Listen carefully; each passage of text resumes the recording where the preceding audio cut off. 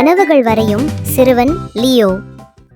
ஒவ்வொரு இரவும் தூங்கும் முன் லியோ என்ற சிறுவன் தனது சிறிய மேசையில் அமைதியாக உட்கார்ந்து தன் படுக்கை அறையின் வெறும் சுவரை பார்த்து கொண்டு இருப்பான். ஆனால் அந்த சுவர் சாதாரண சுவர் அல்ல, அது ஒரு மாய சுவர். லியோவிடம் ஒரு அதிசய தூரிகை இருந்தது. அது பார்ப்பதற்கு சாதாரணமாகவே இருந்தாலும் அது கனவுகளை உயிர் பெறச் செய்யும் வல்லமை உடையது.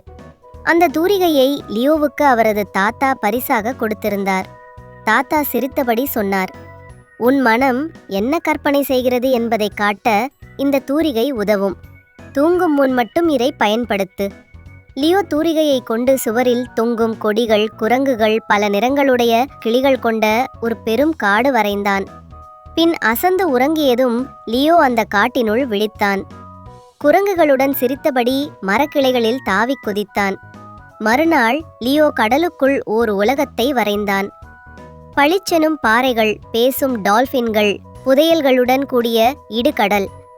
கனவில் லியோ கடல் நண்பர்களுடன் நீந்தி விளையாடினான். அவன் மிகவும் விரும்பியது விண்வெளிக் கனவு. சுவரில் நட்சத்திரங்கள், கிரகங்கள், ஓர் நுண்ணிய விண்கலம்.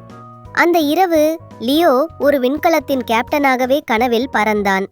பால்வெளிகளை கடந்து நிலவின் தூசியில் சிரித்தான்.